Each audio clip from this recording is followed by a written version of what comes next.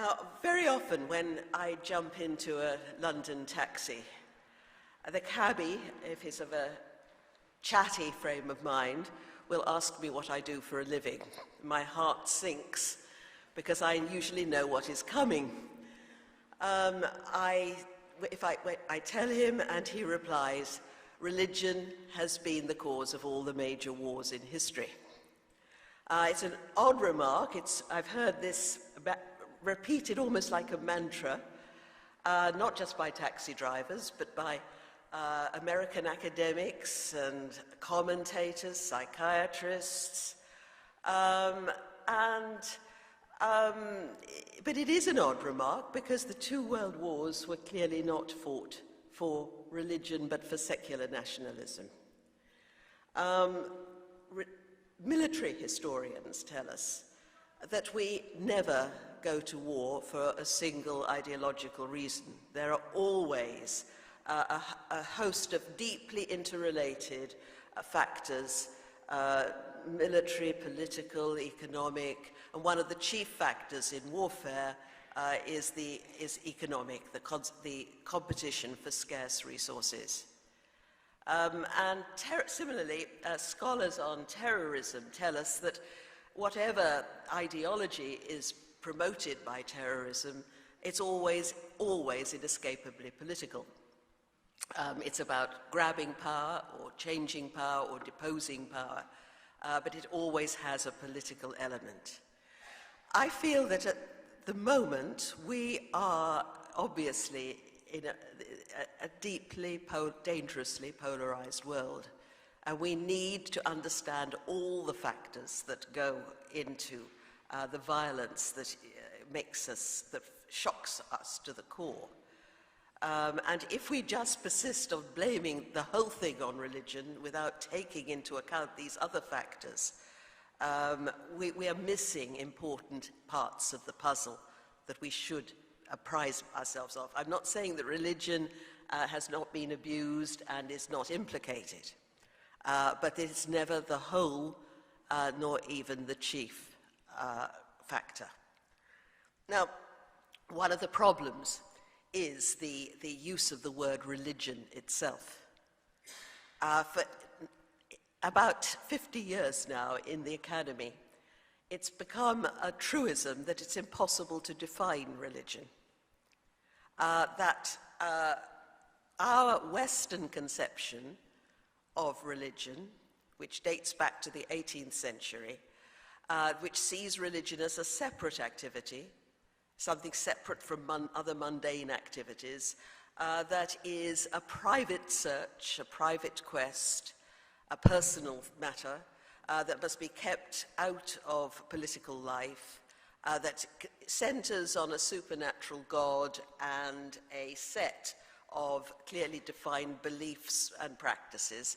No other culture has anything like it, and it would have been very strange to pre-modern Europeans too. The words in other languages that we routinely translate religion almost invariably have a much more inclusive frame of reference.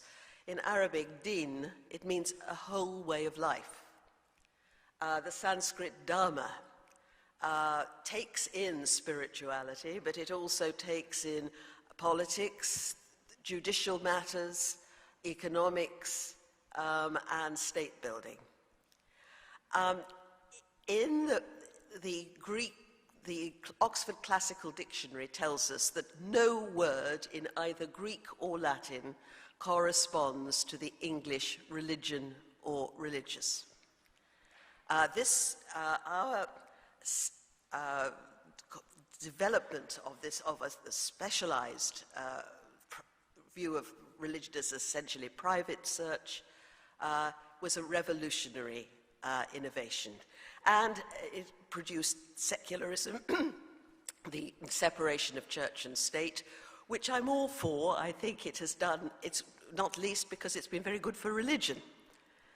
But in other parts of the world, it is a very strange idea indeed. The only faith tradition that does fit the modern perception of religion is Protestant Christianity, which, like religion in this sense of the word, was also a product of the early modern period. Here we are in this synagogue, and the rabbis who composed the Talmud would not have understood any sort of separation of religion as a special, let's talk of a Jewish religion separate, because their aim was to bring the whole of human life under the ambit of the sacred. You see, we are meaning-seeking creatures. Unlike dogs, who, as far as we know, don't spend a great deal of time agonizing about the canine condition or the plight of dogs in various parts of the world, we human beings do. We have to live, unlike other animals, with the knowledge of our own mortality.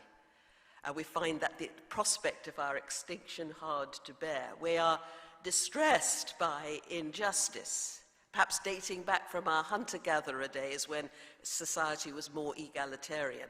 Our hunter-gatherer days were the longest period of our human history. And there's something deeply enshrined in us that is concerned about fairness. And we worry about these matters. We fall very easily into despair if we cannot endow whatever we do with meaning. So in the pre-modern world, religion, this is where the quest for meaning, it permeated everything. It was inseparable. When people engaged in politics, they thought religiously. The two were so intertwined or co-inhered so deeply that until 1700 it would be conceptually impossible for people to say where politics ended and religion began, or vice versa. Trying to separate the two would have seemed like trying to take the gin out of the cocktail. And this is difficult for us to understand because we all use religion, the word religion, in this modern terminology. But if we look at Jesus, for example, he's often said to have separated religion and politics in his famous remark, "Render unto Caesar the things that are Caesar, and to God the things that are God's."